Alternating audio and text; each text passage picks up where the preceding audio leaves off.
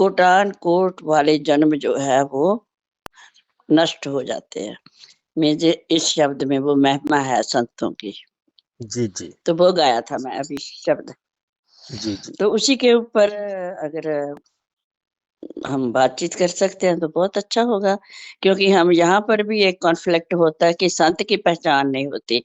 तो संत की पहचान के ऊपर अगर आप चर्चा करें तो मेरा ख्याल है, क्योंकि यहाँ पर भी एक कॉन्फ्लिक्ट होते हैं, वो भी निकल सकते हैं कि संत एक्चुअली संत के लक्षण क्या होते हैं जी और जी। संत की महिमा हमारे जीवन को कैसे ट्रांसफॉर्म कर देती है। आप एक बार इस श्लोक को दोबारा बोल दीजिए, क्योंकि बीच में कट गई थी आवाज, तो मैं सुन लूंगा। ओ अच्छा जी, अच्छा जी। हाँ जी, शब्द है गुरबानी में, संत जना मिल हर जस गायो, कोट जन्म के दुख गवायो। जी जी कि हमारा, हाँ ये तो है, संत जना मिल, संतों के साथ संग करने से जो हमारे को ज्ञान मिलता है वो तो आपको पता ही है। तो उसी की महिमा बताई है, मतलब संतों की महिमा, जिससे हमारे कोटों कोटि जन्म के दुख दर्द संताप खत्म हो जाते हैं। जी। तो आज इसी पे बात कर लेते हैं जी। और ये शब्द है श्री गुरु ग्रंथ साहिब जी से कि संत जना मिल हर जस गायो, कि संतों के साथ मिलकर मैंने हरि का गुणगान किया, हरि के यश को गाया। किसी व्यक्ति के यश को नहीं गाया, किसी संस्थान के यश को नहीं गाया, किसी संप्रदाय के यश को नहीं गाया। कि संत वो, उसकी पहचान तो गुरबाणी के इस श्लोक ने पहले ही दे दी है कि संत जब मिलते हैं तो किसका गुणगान करते हैं? हरि का गुणगान करते हैं। एक ऐसा गुणगान जिससे जन्म जन्म के दुख जो है वो जीव विसार देता है, छोड़ देता है, और वो परमात्मा का प्यारा हो जाता है, प्रभु का प्यारा हो जाता है, उसी में समा जाता है, उसी में विलय हो जाता है, उसी के प्रेम में अपने आप को रंग लेता है। तो इसमें सबसे बड़ी अगर कोई मुश्किल है और सबसे बड़ी आसानी है तो हम दोनों पर बात करेंगे। तो इसमें जो आधार है वो है जीव का निर्माण, जीव निर्माण प्रक्रिया, धारणा और धर्म।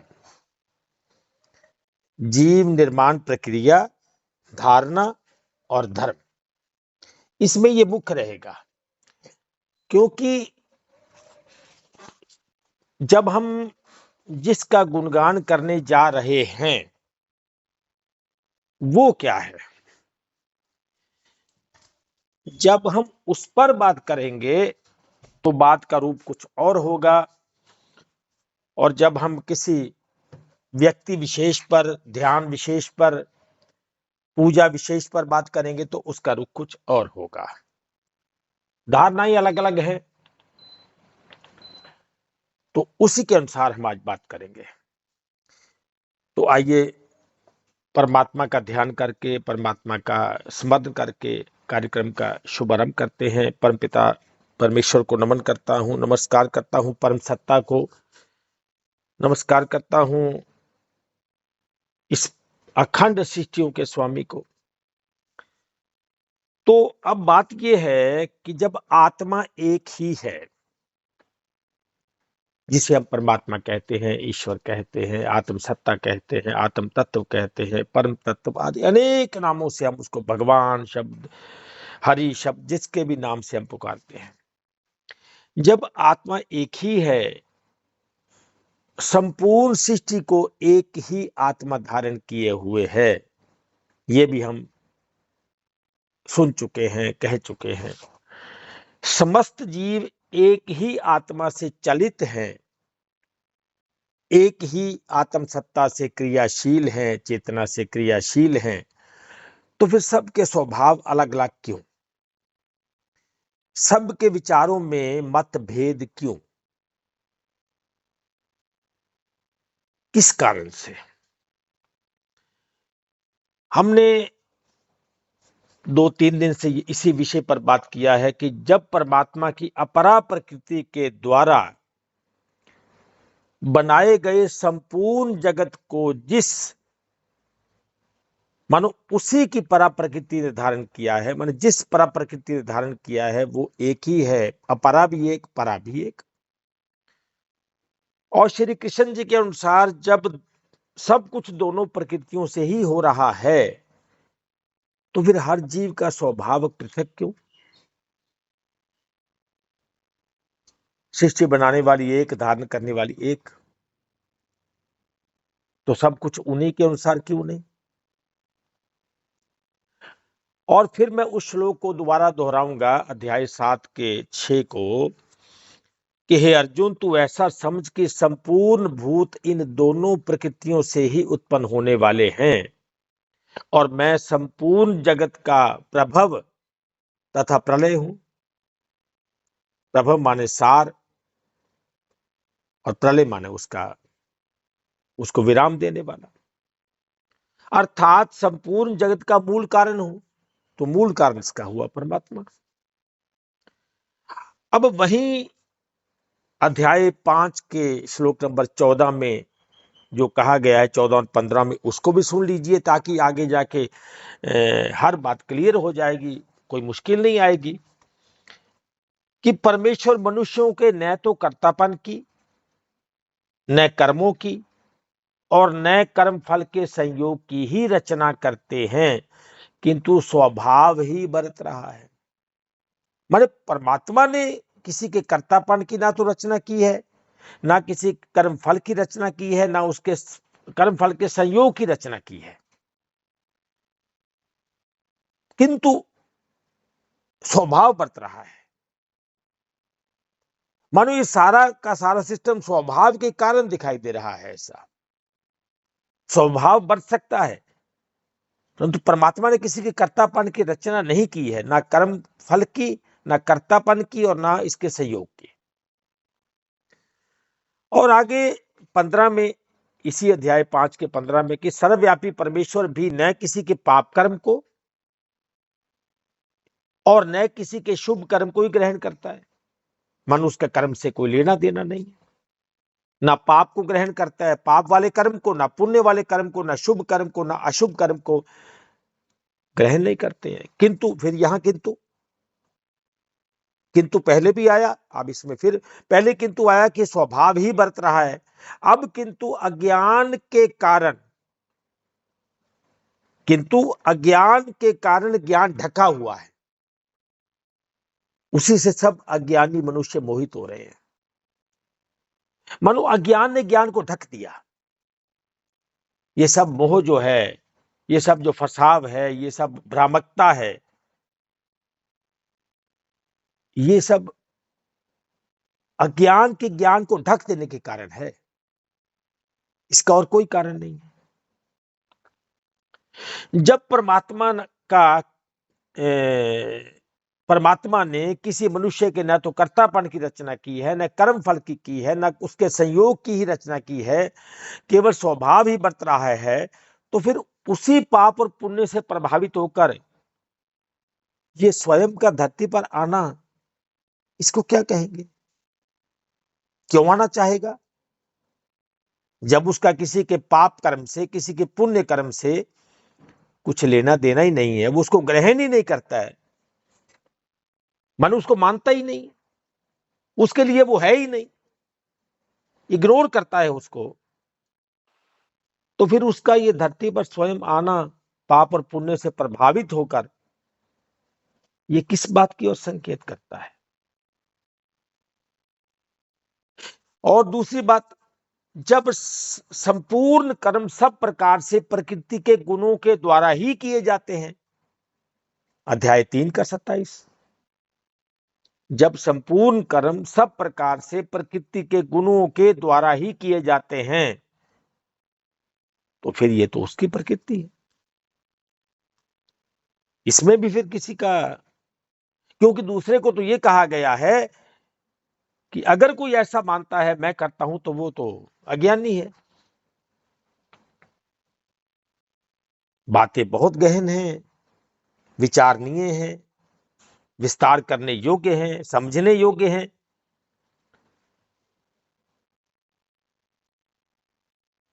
और समाज में चल रही बातों का, विचारों का ये खंडन करती है सारे। ऐसा करोगे तो ऐसा हो जाएगा, ऐसा करोगे तो ऐसा हो जाएगा, ऐसा नहीं करोगे तो ऐसा होगा, आदि आदि आदि ये बहुत विचार चलते हैं। पहले अपने विकारों को शांत करना पड़ेगा, पहले ये करना पड़ेगा, पहले वो करना पड़ेगा, फिर वो ऐसा है। तो ये तो बहुत से विचार ऐसे हैं जो इन श्लोकों से मेल नहीं खाते। जब संपूर्ण कर्म सब प्रकार से प्रकृति के गुणों के द्वारा किए जा रहे हैं और कोई ये मानेगा मैं करता हूं तो उसको अज्ञानिक तक कह दिया, तो फिर दोष किसका, प्रकृति का या मनुष्य का? बहुत बड़ी बात है, समझने वाली है।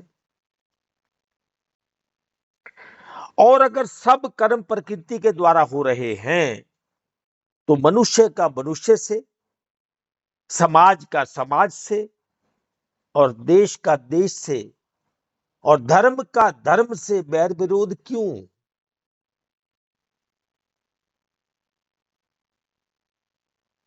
क्योंकि सब कर्म तो प्रकृति कर रही है, उसके गुण कर रहे हैं, तो गुण बनाए क्यों गए? उन्हीं गुणों के कारण मनुष्य का मनुष्य से बैर है, एक विशेष समाज का एक विशेष समाज से बैर है,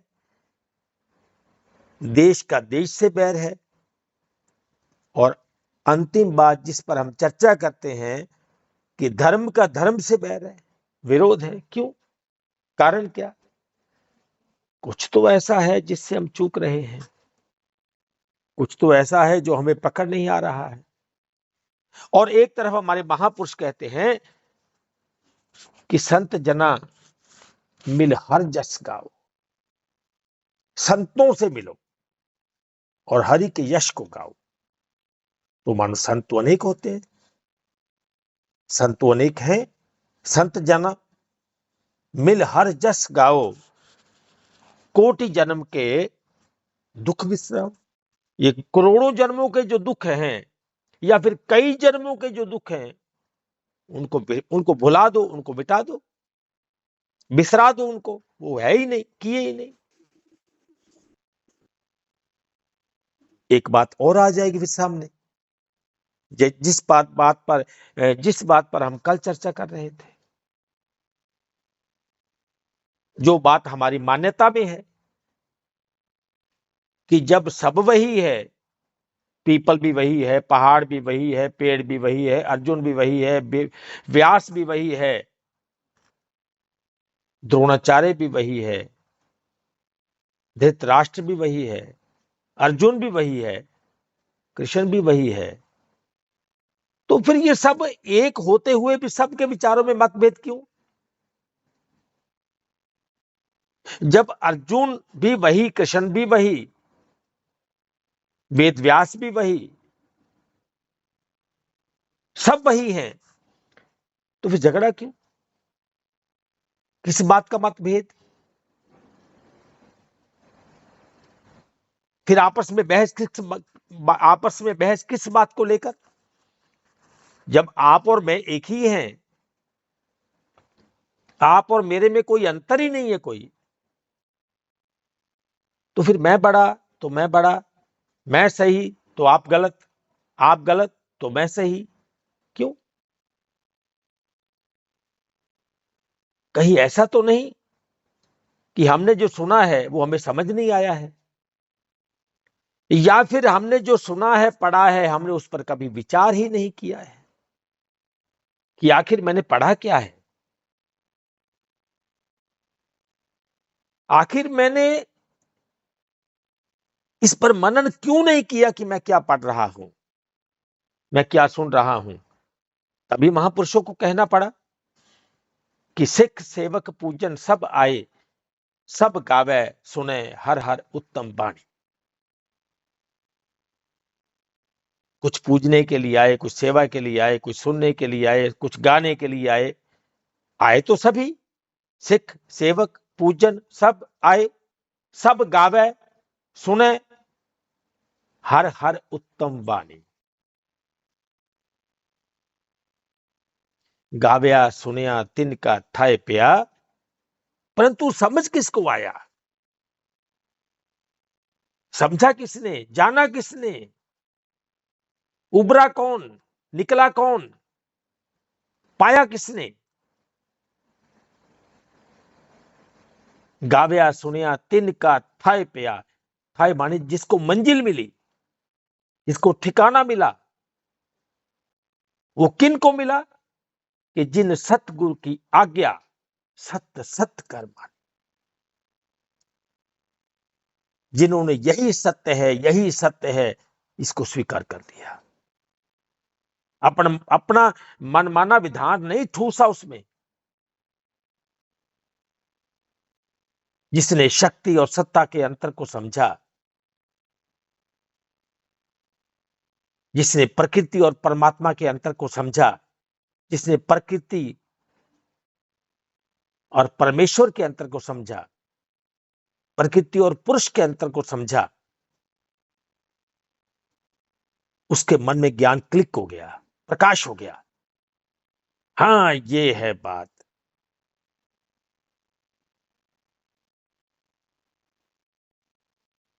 एक एक बात समझने योग्य है, जानने योग्य है, परंतु जानेगा कोई तब जब वो जानना चाहेगा।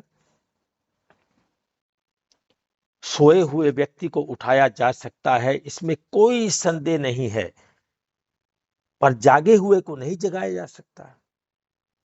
जो है तो जागा, पर सोए का नाटक कर रहा है, उसको नहीं जगाया जा सकता। ये मार्ग सबके लिए नहीं है। इसके लिए बहुत कुछ गंवाना पड़ता है, बहुत कुछ। आप गवाइए ता शौ पाइए। जिसने अपने आप को गवाया है, उसने परमात्मा को पाया है, प्रभु को पाया है, अपने प्रीतम प्यारे को पाया है। जो अपने आप को बचा के रखना चाहता है, अपने आप को उधड़ने नहीं देना चाहता है, अपने आप को टूटने नहीं देना चाहता है, जो अपनी अहम का प्रदर्शन करना चाहता है, उसके लिए नहीं है ये मार्ग। उसके पल्ले कुछ नहीं पड़ेगा, कुछ भी उसके पल्ले नहीं पड़ेगा। ये विषय इतना गहन है कि जब तक हम इस पर खुलकर विस्तार पूर्वक बात नहीं करेंगे और इस विषय की गंभीरता को जान समझ नहीं लेंगे, तब तक मुझे स्वयं के कर्म और धर्म पर भी शक करना होगा। मुझे स्वयं पर भी शंका करना होगा, अपने आप पर शक करना होगा कि कहीं मैं भी तो इसी का शिकार नहीं हूं। कहीं लोगों को उपदेश करता करता मैं ही पतन में तो, मैं ही गर्त में तो नहीं जा रहा हूं। ये करोड़ों में एक का मार्ग है। धरती पर आपको एक ही शहर में अरबों खरबों पत्थर मिल जाएंगे, परंतु अरबों खरबों हीरे नहीं मिलेंगे। हीरा तो कोई अरबों खरबों में एक पत्थर बनता है और उस ताप को सहकर बनता है। बनेगा पत्थर ही हीरा, पर उसके लिए उसे उस भट्ठी में से गुजरना होगा जिसका ताप सहने योग्य नहीं है। इतना गहन विषय है ये। महापुरुषों का कहा गया एक एक श्लोक, एक एक वाक्य हमें मंजिल तक ले जाने में सक्षम है, इसमें कोई संदेह नहीं है। परंतु जो जाना चाहे उसके लिए, जिसने अपना पिंजरा पकड़ रखा है ना और बात करता है मुक्ति की, उसके लिए नहीं है ये बात। सत्य का एक शब्द आपके जीवन में क्रांति ला सकता है, क्रांति। आपके जीवन की दिशा को बदल सकता है, परंतु कोई बदलना चाहे। कालियां रातां च सूरज चढ़ा के ता देख, अंदर ज्ञान दा दीपक जला के ता देख। मैं मंदा हाँ मार्गे मुश्किल है थोड़ा, पर कदम अपने आगे बढ़ा के तो देख। कोई कदम नहीं बढ़ाता है। वो चाहता है मुझे रेडीमेड मिल जाए, सब कुछ बना बनाया, घर बैठे रेडीमेड मिले मुझे, उसके लिए मुझे कोई प्रयास ना करना पड़े, मेरा संसार बना रहे बस।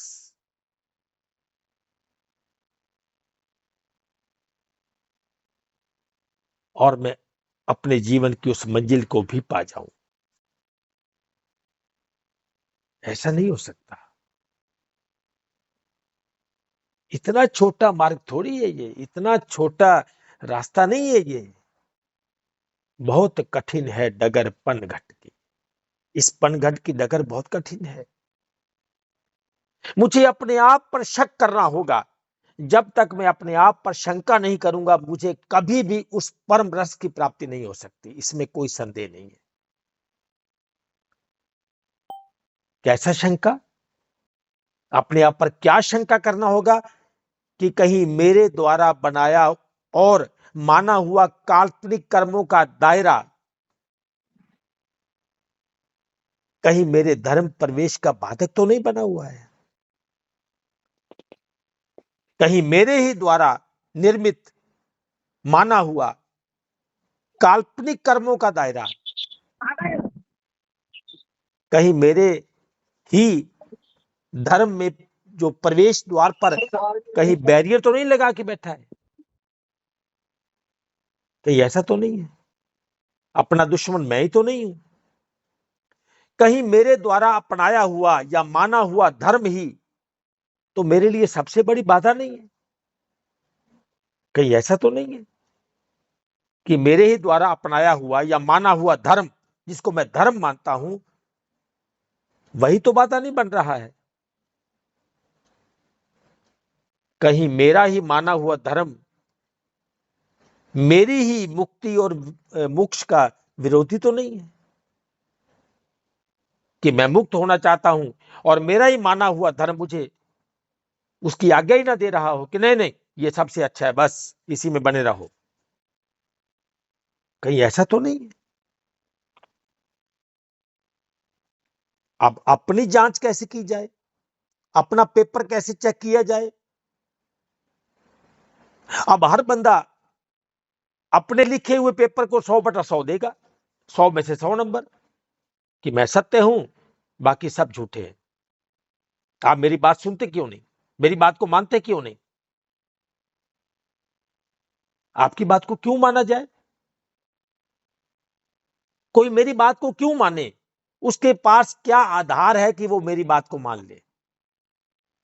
जब महापुरुषों ने भी कह दिया कि जब तक न देखूं अपने नैनी तब तक न पति जो गुर की वैन।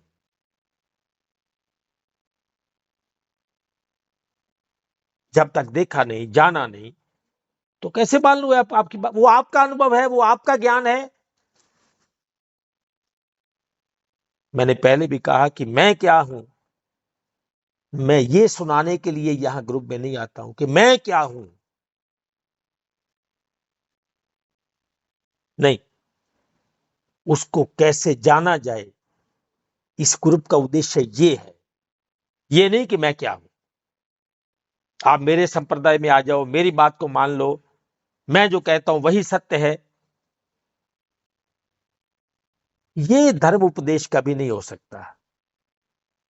ये धर्म उपदेश नहीं है। ये तो फोर्स करना हुआ ना। किसी का खाया हुआ खाना उसकी भूख मिटा सकता है, किसी का पिया हुआ जल उसकी प्यास को मिटा सकता है, पर जब तक जल मैंने नहीं पिया, जब तक खाना मैंने नहीं खाया, तो मेरा उसकी तृप्ति से क्या वास्ता? कोई वास्ता नहीं।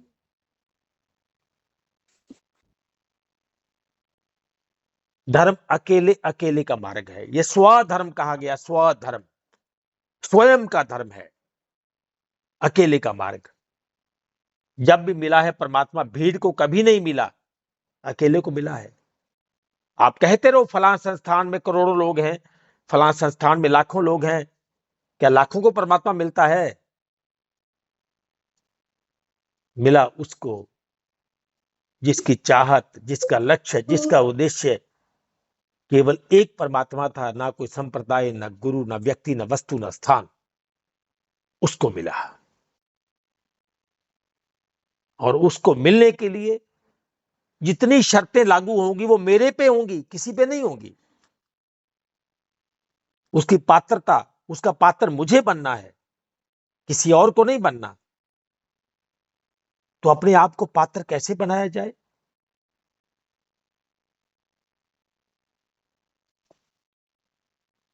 संत जना मिल हर जस गाओ।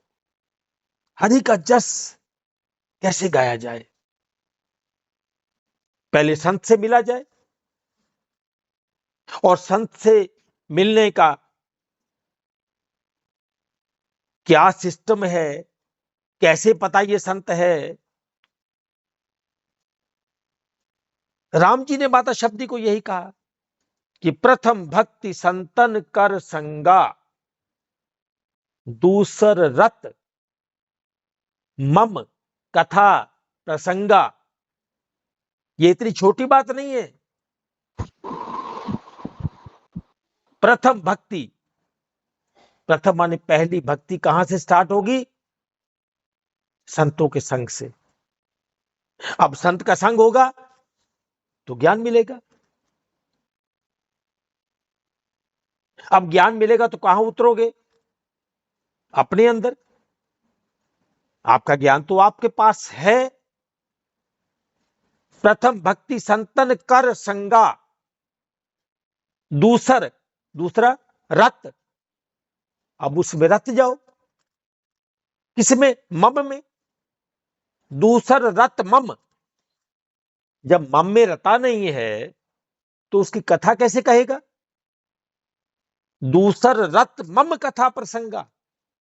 जब मम में नहीं गया है, मम को जाना नहीं है, मम का दर्शन हुआ नहीं है, अपने सहज स्वरूप का ज्ञान नहीं है, तो फिर उपदेश करना किस काम का?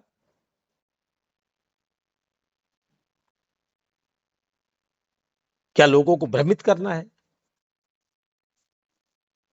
उपदेश भी झूठा हो जाएगा। आपके हर शब्द में आपका उपदेश झांकेगा। आपके व्यक्तित्व में यह दिखाई देगा कि आप उसको जानते हैं या मानते हैं। यह सुना हुआ उपदेश है या जाना हुआ उपदेश है। सुना है तो भाई पढ़ के तो कोई बोल लेगा, ये तो रट्टाफिकेशन है। इधर श्लोक पढ़ा, उधर सुना दिया। और तीसर भक्ति अमान। तीसरी भक्ति कौन सी है? अमान वाली है, मन से आगे वाली। अमान। अभी तो 3 बताई है बस। फिर उसमें जो जो प्रकट होगा उसका आगे गुणगान किया गया है। ऐसा होगा, ऐसा होगा, ये जानेगा, वो जानेगा, ऐसा बनेगा, वैसा बनेगा, ये सब है उसमें। अपनी जांच कैसे की जाए? अगर मुझे हरि का गुणगान करना है, अगर मुझे किसी गुरु का गुणगान करना है, तो इतना सरल है, कोई मुश्किल नहीं उसमें। मुझे किसी व्यक्ति का गुणगान करना है, किसी स्थान का गुणगान करना है, किसी विशेष आश्रम, डेरे, कुटिया का गुणगान करना है, तो बड़ा आसान है। क्या मुश्किल है? आप देखा और गुणगान कर दिया। उसमें एसी लगे हैं, उसमें फलां सुविधा है, उसमें ये है, कोई मुश्किल नहीं। स्वधर्म में कैसे प्रवेश किया जाए? अपनी जांच कैसे की जाए कि मैं क्या जानता हूं? तो उसमें सबसे बड़ी शर्त है मेरा स्वयं का सत्य निवेशी होना। क्या मैं सत्य को सुनना चाहता हूं? क्या मैं सत्य को सुनकर मानना चाहता हूं? क्या मैं सत्य को सुनकर उसकी जांच करके उसको स्वीकार करने का इच्छुक हूं? वरना ऐसे तो बहुत मिलेंगे। आधा घंटा सुनाओ, 1 घंटा सुनाओ, 1.5 घंटा सुनाओ, जो अब तक सुनाया, अब मान लो कोई आधा घंटा तो हो ही गया है। आधा घंटा सुना, तो उसके बाद हाँ, हमारे गुरु भी ऐसे ही बोलते हैं। बस यही जो आपने ली ना, वाणी ली है, गुरु ग्रंथ साहब की ली है, रामचरितमानस का, हमारे भी ऐसे ही करते हैं, सेम प्रोसेस है, बिल्कुल सेम। हम भी ऐसे ही सुनते हैं। अब क्या कहोगे आप उनको? तब आपकी जुबान बंद हो जाए कि नहीं, ओके ठीक है जी, आप यही तो सुनते हैं, तो फिर आप क्यों अपने आप को ये द्वैत भाव मिलाते हैं?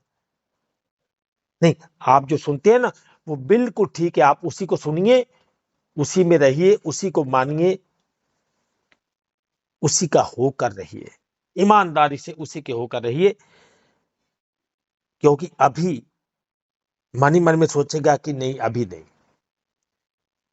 अभी इसके अंदर वो आग नहीं लगी है। वरना धर्म ग्रंथ के शब्द तो ऐसे हैं कि जब आप इनको बोलते हो ना, तो अगर कोई इसे जानता है तो आपके अंदर वो ज्वालामुखी फटने लगता है। ऐसा ज्वालामुखी जो आपके जीवन को उन सब कर्मों को जला देने में सक्षम है। परंतु शर्त वही कि मेरा सत्यान्वेषी होना अति आवश्यक है। सत्य को सुनकर जांच करके उसे मान लेने के लिए अपने आप को वचनबद्ध करना, संकल्पित होना। जब तक ऐसा नहीं है, तब तक मेरे लिए ये धर्म कर्म, ये ऐसी बस मन के मनोरंजन की बातें हैं। बस मन का मनोरंजन, कि दिल को बहलाने के लिए गालिब ख्याल अच्छा है, बस बहला लो दिल को। 100 का नोट गिर गया तो मन को समझा रहा है, ऐसा है, चलो मैंने किसी दोस्त के साथ मिलकर चाय पानी पी लिया होगा, तो फिर दुख किस बात का? फिर तो दुख होना ही नहीं चाहिए। पर मन है कि समझता ही नहीं, वो नहीं, वो तो गिरा है।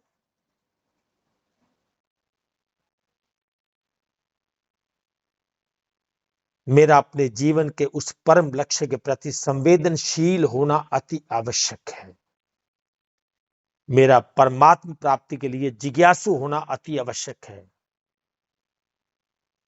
संवेदनशील, जिज्ञासु, प्रयत्नशील होना, और इसके लिए केवल जिज्ञासा नहीं चाहिए, जुनून चाहिए, जुनून, जुनून चाहिए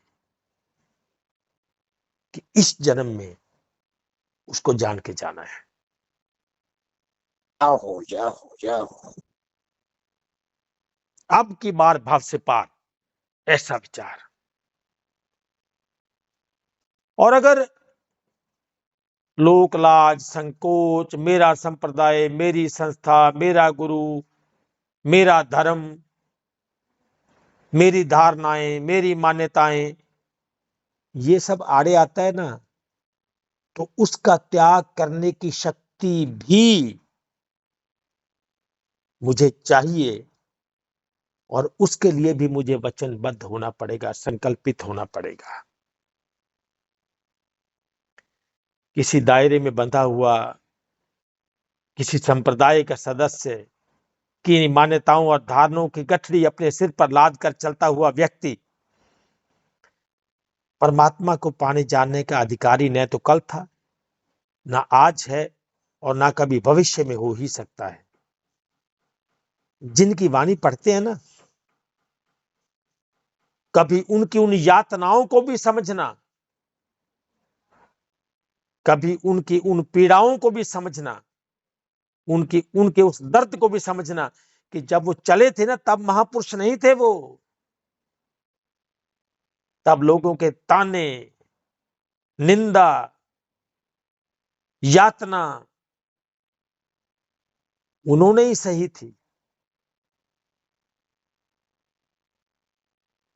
अगर हम उनकी केवल प्रेम वाणी पर विचार करेंगे ना, उनकी यातना पर विचार नहीं करेंगे, तो भी हमें समझ नहीं आएगा, नहीं समझ आएगा हमें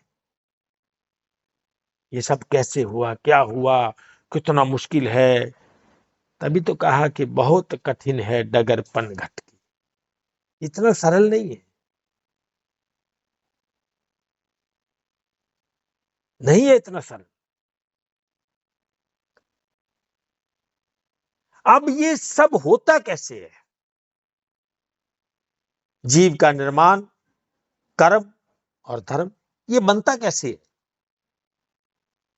3 दिन से हम इसी पर तो बात कर रहे थे। कल हमने मान्यताओं धारणाओं पर भी बात किया, फिर भी आधा अधूरा है। अभी और मन में विचार उमड़ रहे हैं कि ये भी होना चाहिए, ये भी सोचना चाहिए, ऐसा भी होना चाहिए, ये भी कहना चाहिए।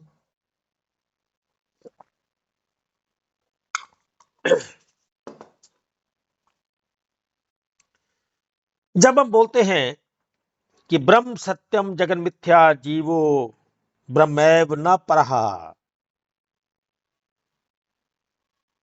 तो इसको समझ कर बोलना होगा। ब्रह्म सत्यम जगन मिथ्या जीवो ब्रह्मैव न परहा, अर्थात ब्रह्म सत्य है, जगत मिथ्या है और जीव ब्रह्म ही है। कितना आसान बोल दिया ना, जीव ब्रह्म ही है। तो अब जो जिसने नहीं जाना बोलेगा जीव तो ब्रह्म भी तो है, तो मैं ब्रह्म हूं, बस ठीक है, हो गया।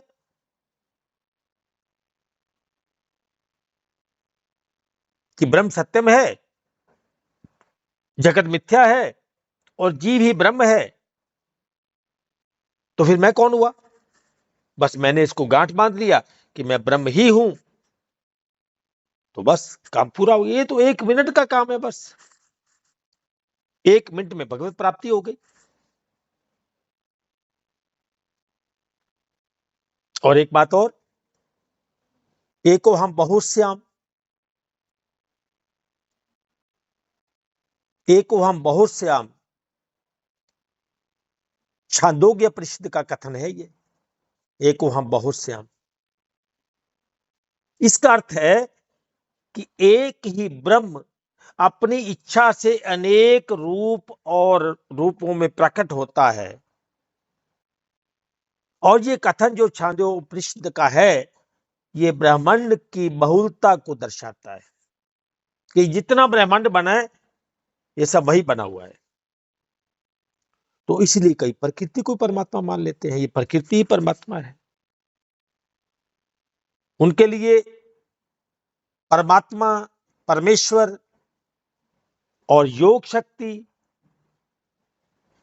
और विभूतियां, इसमें कोई अंतर नहीं, सब परमात्मा ही है। बस धरती का कण कण परमात्मा है, पत्ते पत्ते में परमात्मा है, जर्रे जर्रे में परमात्मा है, ऐसा मान लिया। और वो इसी बात को समाज में जाके सुना देंगे।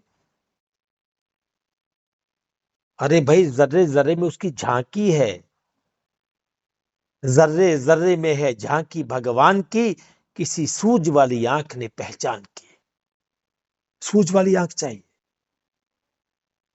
अगर एक ही अनेक हुआ है, अर्थात परमात्मा एक है, जीव अनेक है, सबको उसकी एक ही सत्ता और एक ही शक्ति से निर्मित किया गया है, सबको एक ही के द्वारा सब शक्तियां मिल रही हैं, सब पावर मिल रही हैं, तो फिर ये अनेकता कहां से आ गई? ये धर्म के नाम पर झगड़े, लड़ाइयां, फसाद, खून खराबा, बहस तकरार, ये कहां से आ गया? जब एक वहां बहुत से, तब ये याद क्यों नहीं रहता कि भाई जिससे मैं झगड़ा कर रहा हूं वो भी उसी में, मैं भी उसी में, हम एक ही कुएं में हैं, तो फिर ना मैं मुक्त ना वो मुक्त। तो अगर दोनों बाहर हैं तो फिर दोनों बाहर हैं, फिर वो गलत कैसे हो सकता है? तब मेरे मन में ऐसा विचार क्यों नहीं आता? किस बात का झगड़ा होता है? आर्गुमेंट किस बात को लेकर?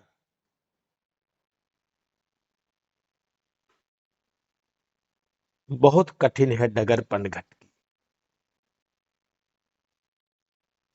अगर इसको जानना है, इस पनघट को जानना है, तो इसके लिए इस खेल के संविधान और नियमों को जानना होगा।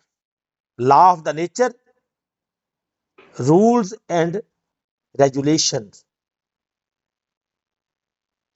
रूल और रेगुलेशन को जानना होगा, जिसमें परमात्मा का कोई दखल ही नहीं है, जबकि ये सब प्रकृति रचित सिस्टम है, इसको समझना होगा।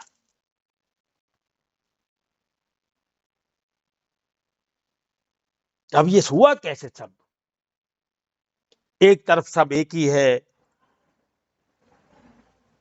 सब में वो है। जब सब में वो है तो फिर मेरा अस्तित्व क्या हुआ? क्या मैं परमात्मा से बड़ा हूं कि मैं उसको त्याग कर, उसकी अवहेलना करके, उसको इग्नोर करके मैं अपना जोर लगा के कुछ कर्म कर लूंगा? जब सब में वो है तो सोचिए, जिसमें परमात्मा स्वयं बैठा हो और फिर वो चोरी करेगा, डाका डालेगा, रेप करेगा,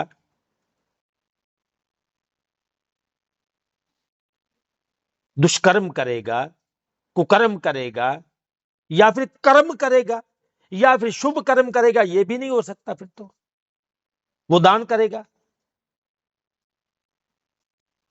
ये भी नहीं हो सकता। वो मंदिर जाएगा, ये भी नहीं हो सकता।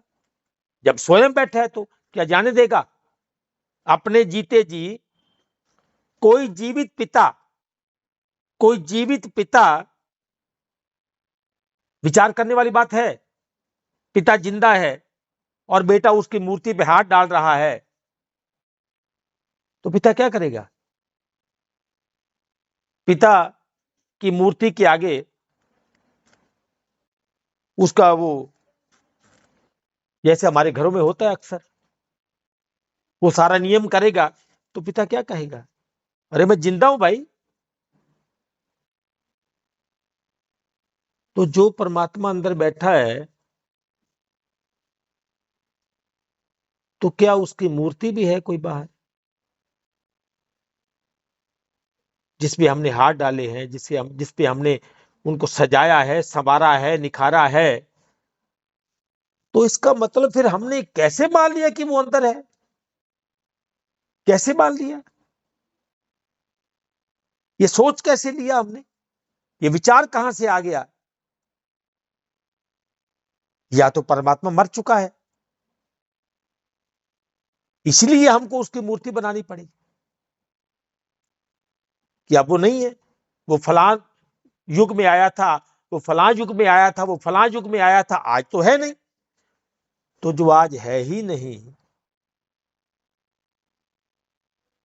तो फिर मुझे धरती पर भेजा क्यों गया? फिर मेरे जीवन का लक्ष्य परमात्मा क्यों, जब वो है ही नहीं धरती पर? तो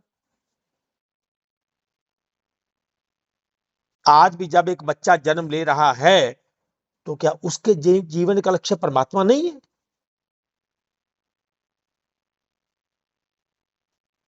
क्या उसको डॉक्टर बनने के लिए भेजा जा रहा है कि चलो अब मैं नहीं हूं, अब तुम डॉक्टर बनो, इंजीनियर बनो, चोर बनो, डाकू बनो, मंत्री बनो, राजनेता बनो, प्रधानमंत्री बनो, क्योंकि आज मैं तो हूं नहीं, जब कभी आऊंगा तो देखूंगा? क्या विचारधारा है?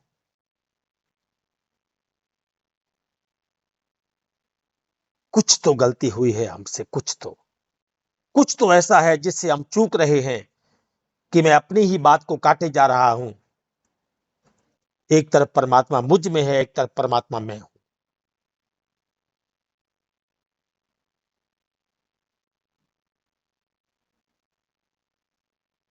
बहुत गहन विषय है ये, बहुत गहन। अब ये सब हुआ कैसे, सिस्टम क्या है, उसको समझना होगा। और वो सिस्टम अब ऐसा तो नहीं कि एक दिन में समझ आ जाएगा, बहुत लंबा चौड़ा सिस्टम है वो। जब जीव संसार को देखता है तो किससे देखेगा संसार को?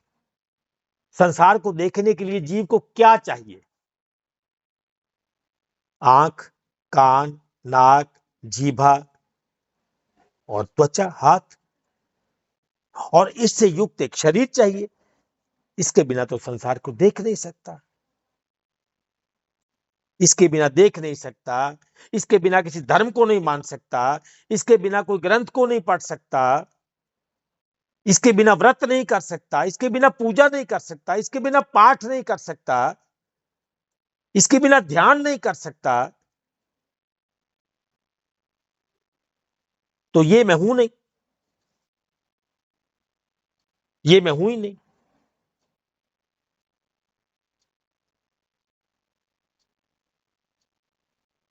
बात सुनने को यही मिलेगी कि जिसके द्वारा मैंने इतना किया ये मैं हूं ही नहीं। तो ये किसका धर्म हुआ?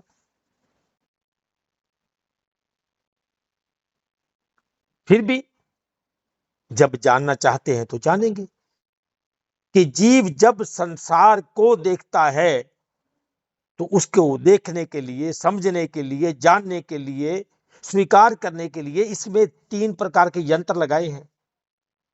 इंद्रियां तो हैं ही, ज्ञान इंद्रियां तो हैं ही, कर्म इंद्रियां तो हैं ही, इसके अलावा जिससे इसको ये आभास हो सके कि मैं ये हूं, मैंने देखा, वो है मन, बुद्धि और अहंकार। और ये तीनों जड़ है, इनका नेचर जड़ है। ये अपरा प्रकृति की वस्तु है, जड़ वस्तु, जड़ वस्तुएं, मन, बुद्धि, अहम। तो जब इनको क्रियाशील किया गया तो अपने नेचर के अनुसार मन, बुद्धि और अहंकार अपने नेचर अपरा के अनुसार इनके अंदर विचार उठने लगेंगे देखते ही, क्योंकि यह प्रकृति सुंदरम है, अति सुंदर है, प्राप्त करने योग्य लगती है उसे, तो उसके अंदर अनेक प्रकार के विचार उठेंगे। क्योंकि मानव जीवन को सबसे अधिक सुविधाओं वाला बनाया गया है। ये भोग योनि नहीं है कि प्रकृति आपकी व्यवस्था करेगी, आप इसमें रहो, आपको कोई नौकरी नहीं करनी, कोई चाकरी नहीं करनी, कोई दुकान नहीं चलानी, कोई खेती नहीं करनी, आपको मिलेगा सब। आपके लिए कोई संविधान नहीं है, कोई कानून नहीं है, कोई जेल नहीं है, कोई दुष्कर्म नहीं है, कोई सुकर्म नहीं है, कोई अच्छा कर्म भी नहीं कर सकते आप और कोई बुरा कर्म भी नहीं है। ना आप स्वर्ग जाओगे, ना आप नरक जाओगे, और ना ही आपको परमात्मा की प्राप्ति करनी है। आपके जीवन का लक्ष्य वो भी नहीं है। ये भोग योनि है। आपको बस आहार, निद्रा, भय, मैथुन, बस खाना है, सोना है और मृत्यु का भय रखना है और बच्चे पैदा करने हैं। संभोग प्रक्रिया है, ये आप सीख के आओगे। और मानव जीवन को इसी पर लानत डाली गई है, इसी पर लानत है। जो जिसके लिए अच्छा है वही मानव जीवन के लिए लानत है कि रात गवाई सोए के, दिवस गवाया खाए, हीरे जैसा जन्म था और कौड़ी बदले जाए। करतूत पशु की, मानस जात लोक पचारा करे दिन रात। करतूत तो तेरी पशुओं वाली है, आहार, निद्रा, भय, मैथुन, और प्रचार करता है अपने इंसान होने का, लोक पचारा करे दिन रात। तभी कहा ज्ञानहीन नर पशु समाना। अब क्योंकि मानव जीवन को कर्म प्रधान सुविधाओं वाला बनाया गया है, अतः इसके विचारों पर कोई पाबंदी नहीं है। किसी का माइक खुला है, परेशानी होती है इससे सबको।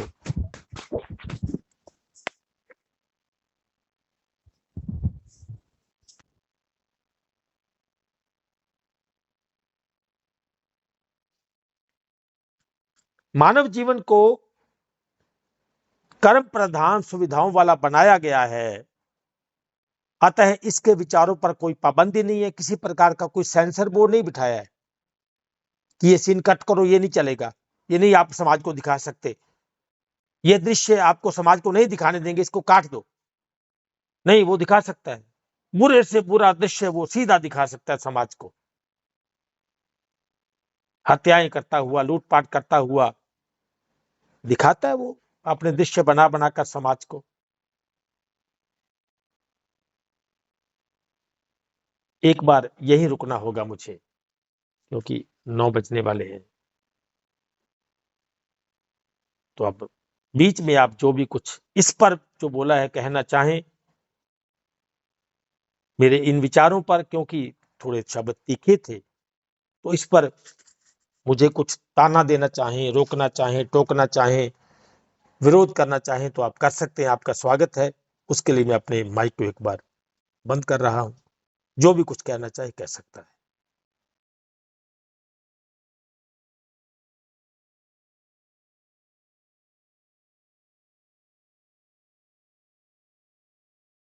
किसी को कुछ पूछना है तरसेम भैया से पूछ ले, पवन भैया, परमजीत दीदी हमारी, और ये आशा माता या राजू माता एक है ये भी, और अरुणा माता है, प्रकाश दीदी हैं, हेमा दीदी हैं। चेतन दास बाबा जी, आप कुछ पूछना चाहेंगे? पाकिस्तान हाँ जी, वाले चेतन प्रणाम जी, दास। प्रणाम जी, सभी को प्रणाम। जी जी, प्रणाम सभी अमरपाल को। भैया आपका स्वागत है। अमरपाल भैया आप स्वागत है। हाँ जी, प्रणाम सभी को, सत श्री अकाल। तरसेम भैया जी, जो आपने बताया बहुत ही बढ़िया बताया। जैसे आज शुरू की थी माता जी ने बाणी के संत जनाब हर जस गायो, आपने बहुत बढ़िया विस्तार पूर्वक समझाया। चलो कुछ मतलब मैं भी कहना चाहूंगा। देखो, बात चली थी कि संत की पहचान क्या है। अब देखो, संत की जो पहचान आपने तो बहुत बढ़िया बता दी विस्तार पूर्वक। संत वही है जो हमारे भरम खत्म कर दे और हमारी हमारी दौलत से हमें जोड़ दे। जैसे कोई बच्चा है, वो दौलत बच्चा लेके ही पैदा आया विद्या की, लेकिन वो विद्या का जानकार नहीं है। जब किसी टीचर के संपर्क में जाता है तो वो विद्या टीचर उसके पानी में घोल के नहीं पियाता, उस विद्या से उसको जोड़ देता है। जिसको बाणी ने बोला ना, टूटी हुई गंढ जोड़ देते हैं। इसी तरह जो नाम रूप की दौलत है ना, वो हम सभी लेके ही आए हैं संसार में। तो जैसे वो विद्या बिना टीचर के नहीं जागी, इसी तरह नाम रूपी दौलत वो जब हम किसी पूर्ण संत के पास जाएंगे ना, तो वो हमारे स्कूल की तरह एग्जाम्पल की तरह वो जगा देगा। अब पूर्ण संत की पहचान ये है कि सबसे पहले वो हमारा भ्रम तोड़ता है, हमारा ज्ञान तोड़ता है। जो हमने सब कुछ की देकर आए पहले वो छोड़ देता है संत सबसे पहले। आप एक एग्जाम्पल देता हूँ। 10वें पातशाही के सिख थे भाई नंदलाल जी, सभी को पता। बाद में नंद सिंह जी बन गए। अभी ज्यादा टाइम तो हुआ नहीं, 300-350 साल हुए, 400 साल हुए। उनके जैसा कोई कवि, उनके जैसा कोई राइटर और उनके जैसा कोई बुद्धिजीवी और उनके जितना ज्ञान मेरे ख्याल पे इस 3-3.5 साल से मानते भी नहीं किसी के पास था। पर जब पूर्ण संत के पास गए ना, तो संत संत तो देखो जानी जान होते हैं। उनको पता था कि ये रब्बी दौलत से भरपूर है, इसके नाम रूपी दौलत इसके अंदर पूरी पूरी है, पर ऊपर एक ज्ञान का पर्दा आया हुआ है। फिर 10वें पातशाही ने यही हिस्ट्री बताई है कि जब उनकी शरण में गए, जैसे भी गए, उन्होंने सबसे पहले उनको घोड़ों की सेवा में लगा दिया कि घोड़ों की मालिश करा करो, उनको चारा डालो। उनके मन में भी ये आई कि यार मैं तो, देखो वो बताते हैं कि औरंगजेब के टाइम के भी वहां राइटर रहे हैं, और उनके मन में भी ये है संत की पहचान। उनके मन में भी आया भी मैं इतना बड़ा राइटर हूँ, इतना मेरे पास ज्ञान है, इतने बड़े बड़े राजे महाराजा मुझको सुनते हैं, तो ये महाराज ने किधर लगा दिया। चलो, उन्होंने मालिक की मौज समझ के लग गए। सभी को पता है कि उन्होंने बहुत लंबी सेवा की और मन मार के की। पर जैसे बर्फ पिघल जाती है ना, इसी तरह जैसे वो सारा ज्ञान पिघल गया ना, पिघल पिघल के सब निकल गया, खाली हो गया। तो फिर गुरु साहब ने उनको नाम दीक्षा दी और उनको उनकी दौलत से जोड़ दिया। और बताते हैं कि इस इस 10वें पातशाही के सबसे प्रिय और सबसे बड़े लेवल के वो माने जाते हैं संत। सो मैं इस बात खत्म करते हुए यही कहूंगा, जैसे तरसेम भैया जी ने बताया कि हम बाहर मुख क्यों हो गए। ये पॉइंट सबसे बड़ा सोचने वाला था कि जब दौलत हमारे अंतर में है तो बाहर हम कैसे आ गए। ये सिर्फ हम कह ही रहे हैं हमारे अंतर में है। सभी कहते हैं कि हम आत्मा हैं, हम परमात्मा हैं, हम परमात्मा की अंश हैं। ये सिर्फ कह रहे हैं। जिस दिन जान गए ना, उस दिन अंतर्मुख हो जाएंगे। बात कहना और उसमें उतर जाना, जैसे दरिया के कलाब नमक की डलियां बात कर रही थी, समुद्र इतना गहरा, समुद्र इतना गहरा, समुद्र इतना गहरा। एक डली कहती कोई नहीं, मैं नीचे जाके गहराई में जाती हूँ और बाद में आके बताऊंगी समुद्र कितना गहरा। सो जो गहराई में उतर गया ना, वो ही बताएगा। सो लास्ट में ये बात कहूंगा कि बार मुख हम इसलिए हो गए कि हमने अपनी दौलत, जिसको कहते हैं ना आत्म में राम, राम में आत्म चीन सुग्रीव करा, उसको हमने टच नहीं किया। टच ता नहीं किया कि ये मानने में नहीं आता किसी के, हल्क से बात नीचे नहीं उतरती कि हम ही नानक हैं, हम ही मोहम्मद हैं, हम ही कृष्ण हैं। बात बड़ी अटपटी लगती है। जिसको हम बाहर पूछ रहे हैं वो हम कैसे हो सकते हैं। इसको बानी कहती, हर का सेवक हर के जैसा, भेद न जानो मानस जैसा।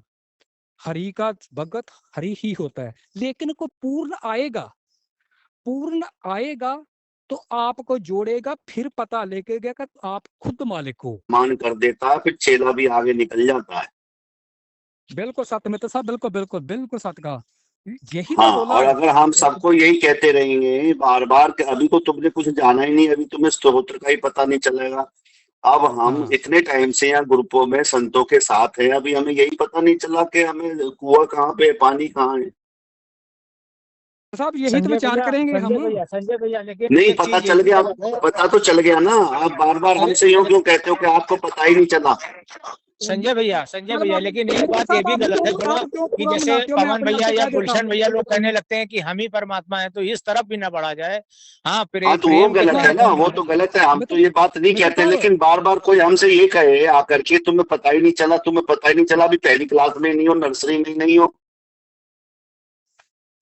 अब तरसेन भैया से ये कह रहे हैं तुम अभी नर्सरी में ही नहीं हो। तरसेन भैया से या बैठे सब लोगों से यही तो कह रहे हैं कि अभी तुम नर्सरी में नहीं हो, अभी तुम्हें पानी का ही पता नहीं चला। सबसे कह रहे हैं, कनाडा वाली माता जी से भी कह रहे हैं, यशपाल जी से भी कह रहे हैं, हमसे भी कह रहे हैं, सबसे कह रहे हैं कि तुम अभी नर्सरी क्लास में ही नहीं हो। अब मैं बोलूं को चुप हो जाऊं? नहीं तो वो अमरपाल भैया, आज आप यहीं पे टॉपिक खत्म कर दिए। हम आपकी कुछ तारीफ करना चाह रहे हैं आज। हम बहुत धन्यवाद। जी, हम आपकी इसलिए तारीफ कर रहे हैं कि आप जब से रिटर्न हुए हैं हम लोग के यहाँ, बहुत शांति का परिचय दिया। यहाँ तक कि कहने के बाद आप नहीं बोल रहे हैं, इतना आपके अंदर धैर्य आ गया। इसके लिए हम लोग बहुत आपकी प्रशंसा करते हैं। और जो आपने कहा बहुत विचारणीय है और बहुत अच्छा है। तो अब हम थोड़ा सा तरसेम भैया का टाइम ना खराब करते हुए उन्हीं से कहते हैं कुछ आगे वो बोलें, फिर वो उनके जाने के बाद बहुत अच्छा लगा, आप बहुत अच्छा बोले हैं और हमें आज बहुत अच्छा लगा। हम अपने ऊपर बहुत गर्व कर रहे हैं कि आप अमरपाल भैया फिर से जब से आए हैं, अभी 5-6 दिन हो गए आपको आए, और आज आपने इतना जरा सा बोला और बहुत अच्छा बोला। जी तरसेम भैया, प्लीज आप थोड़ा सा अपना वाला पूरा कर दीजिए। जी जी, ऐसा है कि इस ग्रुप में चलो आपने सबको आमंत्रित किया, इसमें कोई संदेह नहीं है, परंतु होना तो ये चाहिए था कि मतलब हर बंदा कोई 1-2 मिनट की जो टॉपिक बोला गया उस पर 1-2 मिनट अपनी बात रख के फिर अगले बंदे को मौका दे। तो कुछ और कोई भाई बहन बोलना चाहता है तो बोल सकता है, क्योंकि इससे पता क्या होता है, फिर वो बाकी बेचारे रह जाते हैं सारे। जी जी जी जी जी। तो ये चेतन दास बाबा जी से हम कहेंगे, पाकिस्तान वाले, ये भी अच्छा बोलते हैं। अगर कुछ पूछना चाहें तरसेम भैया जी से जी जी। या बताना ही चाहें तो। परमपिता परमेश्वर की जय हो। जी प्रभु जी, आत्मा जी दर्शन को हृदय से दास का प्रणाम चंडावन, और तमाम सुंदर सत्संग साइन श्रवण कराइए। अब मेरे तरफ से कोई आज प्रश्न वगैरह नहीं है। धन्यवाद, आपने याद किया, इज्जत दी, मान दिया। जी जी। जय श्री राम। परमपिता परमेश्वर की जय हो। जय हो जय हो। जय। यशपाल भैया से हम कहेंगे, निवेदन करेंगे कि प्लीज अपना माइक अनम्यूट करके कुछ कहें। और परमजीत दीदी, ये दो बहुत सीनियर थिंकर हमारे बीच में हैं और अच्छा सत्संग भी करती हैं परमजीत दीदी। तो अगर चाहें तो आप कुछ कहें। मैं 2 लाइन बोलूंगी प्रभु जी। देखो, तरसेम प्रभु जी को क्या, सभी मेरी आत्मा को प्रणाम। हम सब जानते हैं एक जड़ है, एक चेतन है, मगर उस जड़ के अंदर ही चेतन छुपा हुआ है। ये 2 नहीं है, एक है। पदार्थ के अंदर शक्ति पूरी भरी हुई है। कैसे? आज डॉक्टर हमारा, जैसे मैं दांत निकलवाने जाऊं या घुटनों का ऑपरेशन कराने जाऊं तो वहां एक इंजेक्शन लगाया जाता है। वो इंजेक्शन क्या काम करता है? मन बुद्धि को कंट्रोल कर लेता है। मन के लिए वो जगह सुन्न हो जाती है। जहां मन बुद्धि नहीं होते वहां पर वो सिर्फ पदार्थ की तरह पड़ा होता है, समान चेतन की तरह पड़ा होता है, वो हरकत नहीं करता। अब डॉक्टर भी उसमें ऑपरेशन कर लेता है, पहले उसको सुन करता है। ऐसे ही हमारे जो संत है ना, पहले हमारी मान्यताओं को सुन करते हैं। कहते हैं तूने यहाँ पर जो कुछ से देखा और सुना या समझा, वो सब परमात्मा ही था, पर समझाने के लिए हमने उसको तोड़-तोड़ के शब्दों से तोड़ा गया है ये सब कुछ। इसलिए शब्द को ब्रह्म भी बोला जाता है। शब्दों से तोड़ने के बाद शब्दों को इकट्ठा किया जाता है। मेरे पास ये पेन पड़ा है, नॉर्मल सी बात है। मैं इस पेन को कहा तो संत कहेगा ये पेन में भी ब्रह्म है, परमात्मा है। मैं कहूंगी मैं नहीं मानूंगी इस बात को। मेरी बुद्धि कहेगी नहीं, मेरी बुद्धि ने इस पेन को बनाया है और मैं इसको जब चाहे तोड़ सकता हूँ, जब चाहे लिख सकता हूँ, जब चाहे बंद कर सकता हूँ। वहां पर संत समझाएगा, पदार्थ को कैसे समझाएगा, वो कहेगा तूने इसको प्लास्टिक का पेन तब बनाया जब प्लास्टिक के अंदर गुण थे परमात्मा के। प्लास्टिक को आप गर्म करके पिघला भी सकते हो और प्लास्टिक को ठंडा करके उसको शेप भी दे सकते हो। अगर उसके अंदर गुण नहीं होते, एक आदमी शराब भी पीता है, उसके अंदर गुण होता है, वो नशे में हो जाता है। अगर किसी भी चीज में गुण ना होते, बादाम खाने से हम कहते हैं कि मेरे अंदर दिमाग तेज हो गया, या बच्चों से भी कहते हैं दिमाग किससे तेज हुआ? एक सोचा जाए क्या बादाम ने मेरी पिछली जिंदगी भी याद दिला दी? नहीं। वो पदार्थ के गुणों को बताती हैं माता पिता कि देख इसमें भी परमात्मा के गुण हैं। हर वस्तु में गुण हैं, हर वस्तु में चेतनता है। तुझे महसूस नहीं हो रही, हम पेड़ों को कितना काट दे वो फिर खड़े हो जाते हैं, हरे भरे हो जाते हैं। तो इस प्रकृति को, इस तत्व को दर्शाने के लिए सब संत बताते हैं कि देख अगर जड़ को अलग कर दिया जाए, चेतन को अलग कर दिया जाए, तब भी कुछ सृष्टि की रचना नहीं है। और अगर सृष्टि की रचना तुझे दिख भी रही है, तू आराम से पलंग पे लेटे हुए हो, जड़ चेतन के साथ आराम से बेड पे, सोफे पे आराम से बैठे हुए हो, जैसे ही आपके अंदर मन बुद्धि काम करेंगे, आप काम करना शुरू कर देंगे। अगर ये मन बुद्धि आपके काम ना करें तो आप पूरे ब्रह्म की तरह पड़े हुए हो। कोई कल्पना नहीं है, ना अच्छे की ना बुरे की, ना ज्ञान ना अज्ञान, कुछ भी नहीं है। तो मन बुद्धि क्या है? मन बुद्धि तो सेम वही है जैसे स्वप्न में हमें सपना दिखा दिया हमारे मन ने, इतने इतने पहाड़ खड़े कर दिखा दिए, मेरे स्वरूप को कितना कुछ बना के दिखा देता है, मरे हुए भी दिखा देता है, मिल भी जाते हैं, बिछड़ भी जाते हैं। तो मन की कल्पना ही है, और मन की कल्पना पदार्थ नहीं है। कभी भी ढूंढने जाओगे ये पदार्थ नहीं है। वो बात कर रहे हो कहाँ की? तो इस वजह से संतों ने हमें तत्व ज्ञान दिया कि आत्मा भी एक ऐसा तत्व है जिससे सब कुछ पैदा होता है, और फिर वो पदार्थ न्यारे का न्यारा है। बस उसी को समझाने के लिए इन्होंने जड़ चेतन का सहारा लिया है। और संतों की वाणी को ध्यान से, सबसे पहला काम ही श्रवण है, फिर मनन है, फिर निध्यासन है। इसलिए जिसको बैठकर श्रवण करना आ जाता है वो अपने में उतर जाता है, श्रवण करते करते ही उतर जाता है, शब्द से ही उतर जाता है। कृष्ण ने भी अर्जुन को कोई हाथ नहीं रखा था, श्रवण ही कराया था। हम भी श्रवण करते करते अपने स्वरूप की तरफ हो जाएंगे। जी प्रणाम। जी बहुत अच्छा परमजीत दीदी हमारी समझाई है, जो तरसेम भैया ने कहा उसी को। कल्याण बाबा ने माइक अनम्यूट किया है। कल्याण बाबा प्लीज आप बोलिए कुछ।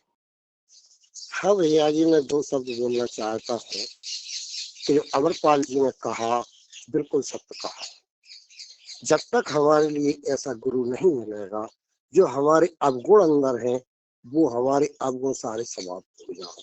तो बिना गुरु के हमारे अवगुण समाप्त नहीं होते हैं। जैसे तरसेन भाई ने कहा कि पानी को जब तक हम पिएंगे नहीं तब तक प्यास नहीं बुझ सकती है। तो इसी प्रकार जब तक हमारे लिए साक्षात गुरु के दर्शन नहीं होंगे, तो जब तक गुरु हमारे लिए ज्ञान नहीं देगा, तब तक हमारे लिए परमात्मा की प्राप्ति नहीं हो सकती, क्योंकि हमारे अंदर कुछ न कुछ अवगुण तो रह ही जाएगा। ऐसा गुरु, ऐसा संत जिसके लिए अगर मिल जाएगा कि जो हमारे सारे अवगुणों को मिटा देगा, क्योंकि संत में वो शक्ति होती है कि उसके दर्शन मात्र से ही हमारे सारे अवगुण समाप्त हो जाते हैं। बस इतना ही बोलना चाहता था भाई।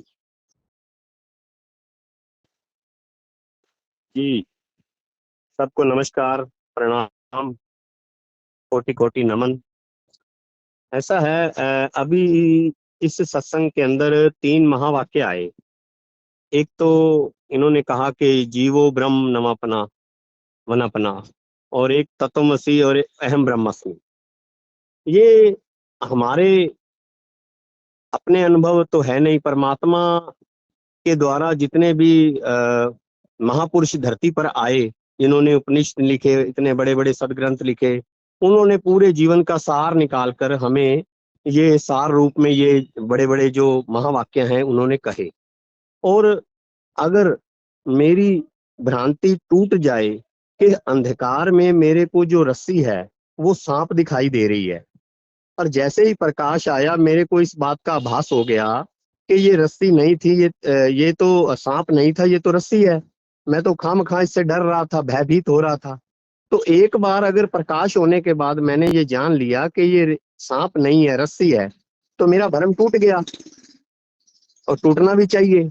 फिर उसके बाद सारी उम्र मैं ये थोड़ी ना बार बार वो रस्सी को देख करके भयभीत होता रहूंगा कि नहीं नहीं ये तो मेरे को खा जाएगा, नहीं नहीं ये तो मेरे को डस जाएगा। दूसरी बात, हम सब अच्छी तरह जानते हैं कि ब्रह्म के बिना जो है हमारी कोई अस्तित्व नहीं है, हमारी कोई भी संसार में किसी प्रकार भी कोई भी हलचल या क्रियामान हम नहीं हो सकते हैं। तो इसी के ऊपर भी बहुत से ऐसे शब्द आए हैं गुरबाणी में कि ब्रह्म बोले काया केवले, काया बिन ब्रह्म कैसे बोले। और भी बहुत से ऐसे शब्द हैं जिससे प्रमाणित होता है कि परमात्मा जो है अंदर ही है। अब इन सब बातों को अगर सामने रखते हुए इस बात को अगर अपने अंदर धारण कर लें कि मेरा अस्तित्व, मेरा होनापना उसके बिना हो ही नहीं सकता, तो ये जो मेरा होनापना है, मैं जो हूँ, इस बात का अभाव मेरे को जागृत स्वप्न सुषुप्ति हर तरह का तीनों का जानकार मैं हूँ, और तीनों को जानने वाला उस जो ब्रह्म की शक्ति मेरे में काम कर रही है उसी के द्वारा मैं जान रहा हूँ। और इस संसार में आने के बाद मेरे को जो भी संसार में सिखाया गया, जनाया गया, बताया गया, मैंने उस ज्ञान के माध्यम से ये सारा अज्ञान इकट्ठा कर लिया। अब इस ज्ञान को मैं जो है ज्ञान समझकर अपने आप को बहुत बड़ा ज्ञानी, और ये मैं मान रहा हूँ कि मैं ये जानता हूँ, मैं ये जानता हूँ, ये तो ऐसा हो नहीं सकता, ये इतना बहुत बहुत मार्ग कठिन धन्यवाद है, पवन भैया, इतना आपका बहुत आसान नहीं है। धन्यवाद। तो पवन कहते भैया कहते आपने कहने का मतलब ये है कि उस बात में अगर हम स्थित हो जाएं अपने होने पने में, तो उसमें दिक्कत क्या है, प्रॉब्लम क्या है उसमें।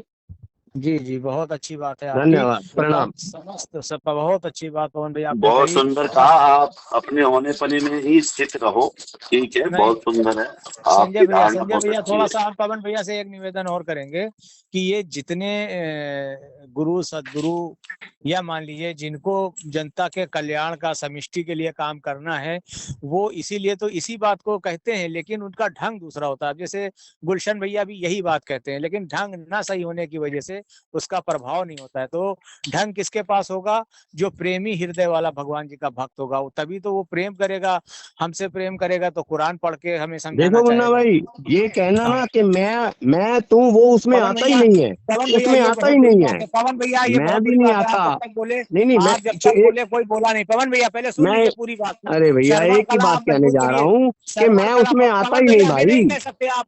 पवन अच्छी भैया बात अभी है, आप नहीं नहीं कह आता तो सकते। अच्छी बात है।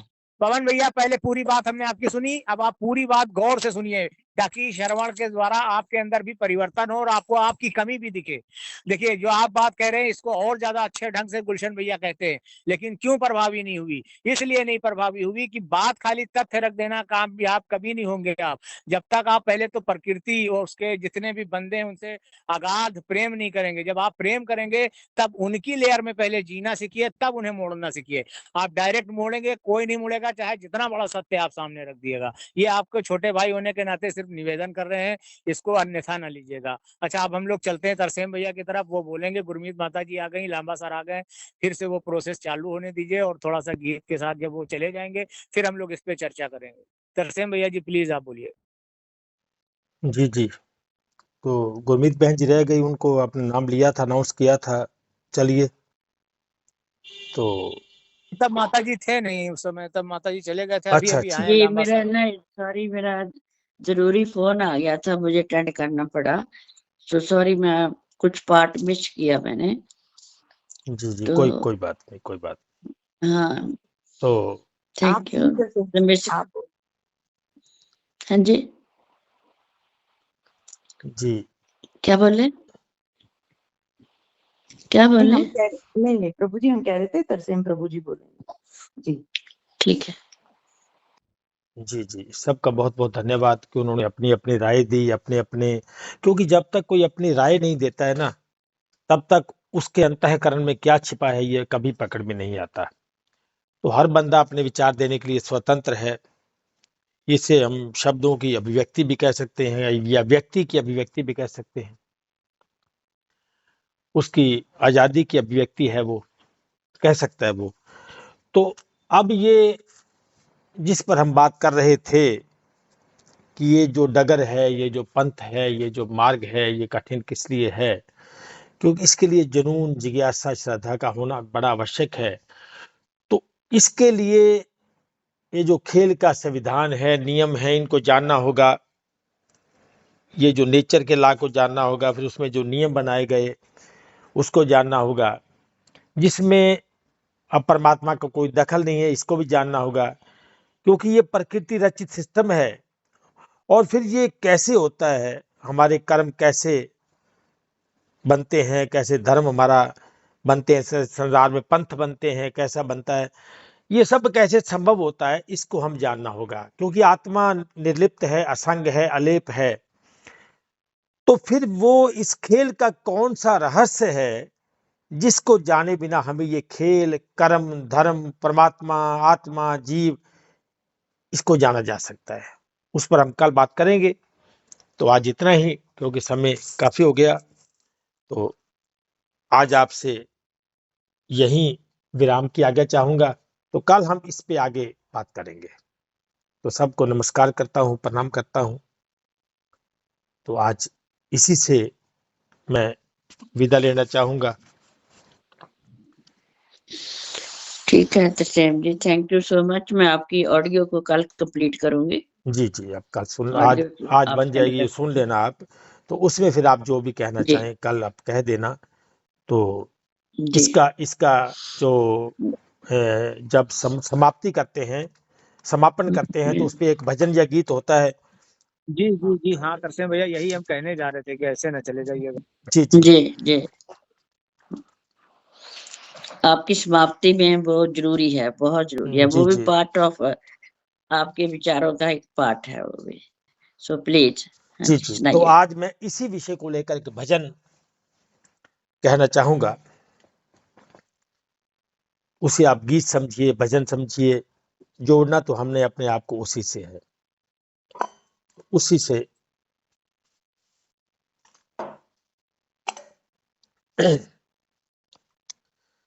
प्रभु नाम जिसका आधार है, प्रभु नाम जिसका आधार है, वही जीव भव से पार है।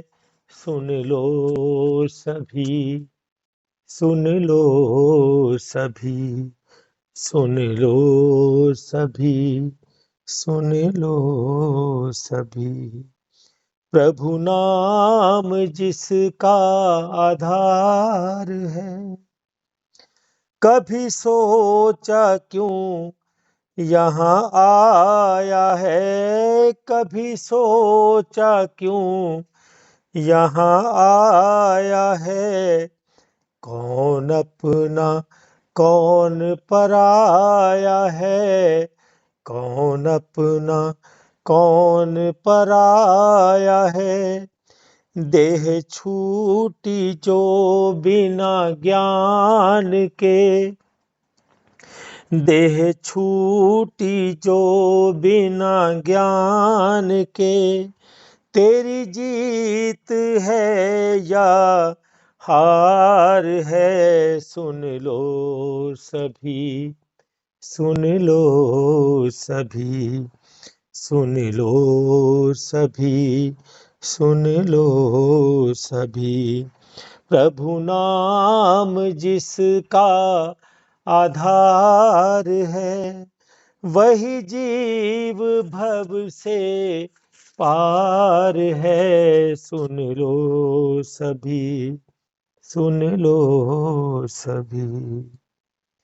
जो तू कहता है प्रभु एक है जो तू कहता है, प्रभु एक है, फिर रास्ते क्यों अनेक हैं, फिर रास्ते क्यों अनेक हैं, सभी एक मिट्टी से हैं बने, सभी एक मिट्टी से हैं बने, चाहे फूल है चाहे खार है, सुन लो सभी, सुन लो सभी, सुन लो सभी, सुन लो सभी, प्रभु नाम जिसका आधार है, वही जीव भव से पार है, सुन लो सभी, सुन लो सभी, सुन लो सभी, सुन लो सभी। जब नींद आखिरी आएगी, जब नींद आखिरी आएगी, जब मौत तुझको बुलाएगी, जब मौत तुझको बुलाएगी, सब छूट जाएगा धन यहीं, सब छूट जाएगा धन यहीं, भले कोठी है भले कार है, सुन लो सभी, सुन लो सभी, सुन लो सभी, सुन लो सभी, प्रभु नाम जिसका आधार है, वही जीव भव से पार है, सुन लो सभी, सुन लो सभी, सुन लो सभी, सुन लो सभी, प्रभु नाम जिसका आधार है, प्रभु नाम जिसका आधार है। परमपिता परमेश्वर की जय हो। सबको नमस्कार, प्रणाम, सबका धन्यवाद, आभार। प्रणाम जी, प्रणाम जी, बहुत बहुत धन्यवाद। बहुत ज्योति दीदी कुछ कहना चाह रही, ज्योति दीदी, उन्होंने माइक खोला है। अगर 1 मिनट मुझे अवसर मिल जाए, सिर्फ 1 मिनट। जी जी जी जी कहिए। मैं तरसेम भैया से बस एक निवेदन करूंगा कि आपका गीत वास्तव में दिल को छू लेने वाला है, परंतु इसमें एक छोटा सा अगर शब्द बदल दिया जाए कि प्रभु प्रेम जिनका आधार है। प्रभु नाम तो अनेक होते हैं, नाम पर लोग भ्रमित हो जाते हैं, पर प्रेम सबके लिए एक सा होता है। यदि इस गीत में एक शब्द बदला जाए तो और अधिक प्रभावी हो सकता है, मुझे ऐसा लगा। आप उचित निर्णय कर सकते। नहीं नहीं, ठीक बात है आपकी, सही बात है, इसमें कोई शक नहीं, परंतु मैं जिस नाम की बात कर रहा था ना, मैं उस शब्द की बात कर रहा था, वो एक ही है, मैं उसकी बात कर रहा था कि आदि में शब्द था, मैं उसकी बात कर रहा था। फिर भी आपकी सुझाव अच्छा है कि प्रभु प्रेम जिसका आधार है, वही जीव भव से पार है, सुन लो सभी, सुन लो सभी। आपकी आज्ञा सारंग खोपर जी, तो आगे चाहूंगा जी, सबसे आगे चाहूंगा। जी जी जी ज्योति जी, आप कुछ कह रहे हैं, कहिए, फिर मैं उसके बाद आज्ञा लूंगा। मैंने भी सुना ही था कि परमात्मा जो होता है ना, वो वही होकर होता है, और वो आज आपने प्रमाणित भी कर दिया कि सच में आपने उनकी भी बात रख ली। अद्भुत है आप, अद्भुत है। धन्यवाद। नहीं नहीं, देखिए ऐसा है कि वो उन्होंने प्रेम से कहा है ना, प्रेम से कहा है ना उन्होंने। देखो बात गलत नहीं है उनकी कि प्रेम के बिना उसको नहीं पाया जा सकता, वो सत्य कह रहे हैं। मैं अपनी बात पे अड़ा रहूं कि नहीं, मैं तो ऐसे ही बोलूंगा, तो ये तो कठोर वाणी नहीं, ये गलत बात है ये। तो उन्होंने जितने प्रेम से सद्भाव से कहा, उन्होंने कहा निवेदन करता हूं। देखो कितनी बड़ी बात है, निवेदन में वेदना छिपी होती है, निवेदन में जीव की वेदना है, निवेदन में जीव की प्रार्थना है। तो उन्होंने कहा मैं निवेदन करता हूं, और सच्ची जब उन्होंने ऐसा कहा तो मेरे मन में ये उमड़ा कि मैं इसको ऐसे ही बोलूं कि प्रभु प्रेम जिनका आधार है वही जीव भव से पार है। बहुत अच्छी बात है।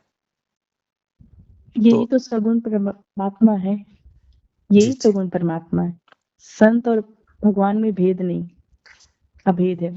अद्भुत अद्भुत। एक लाइन, एक पंक्ति मुझे याद आ गई ज्योति जी आपकी बात से, जो उसके भक्त है ना, वो पता क्या पुकारते हैं कि हमें गम भी उनका अजीज है कि उन्हीं की दी हुई चीज है, यही गम है अब मेरी जुस्तजू, इसे कैसे दिल से जुदा करूं, है इसी में प्यार की आबरू, वो जफा करे मैं वफा करूं। ये जरूरी है। जब सब उसी का है तो फिर उसमें उसको समझना भी पड़ेगा। बहुत बहुत धन्यवाद सबका, सबको नमस्कार। जी जी, एक लाइन मेरे गुरु महाराज जी कहते थे इसी के ऊपर, यही जो आपने बाद में कहा इसके ऊपर, अरे कि इल्जाम गम या शोहरत, इल्जाम गम या शोहरत जो भी मिले जहां में, दिलवर का मान के तोहफा सर पे सजा रखेंगे। इसी से रिलेटेड था इसलिए कह दिया, सॉरी। नहीं, इसको दोबारा कहिए एक बार, दोबारा कहिए एक बार। जी, इल्जाम गम या शोहरत जो भी मिले जहां में, वेरी गुड, वेरी गुड। दिलबर का मान के तोहफा सर पे सजा रखेंगे।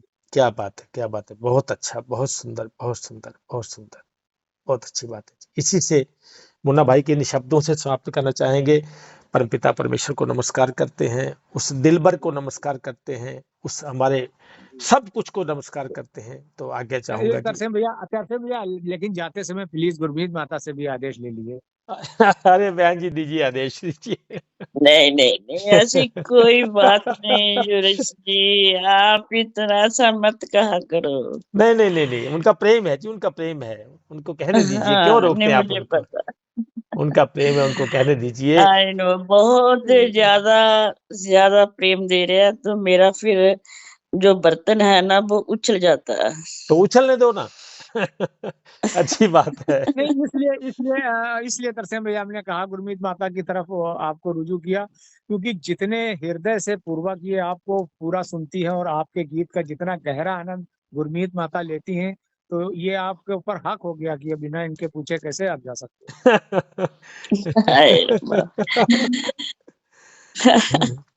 शब्द नहीं है आपके लिए जुरेश जी, शब्द नहीं है मेरे पास। तो थैंक यू फॉर दैट, जो आपके अंदर भावना है, थैंक यू सो मच। और तरसेम जी के लिए तो वाकई मेरे पास शब्द कोई नहीं है, मैं निशब्द हूँ आपके लिए तरसेम जी।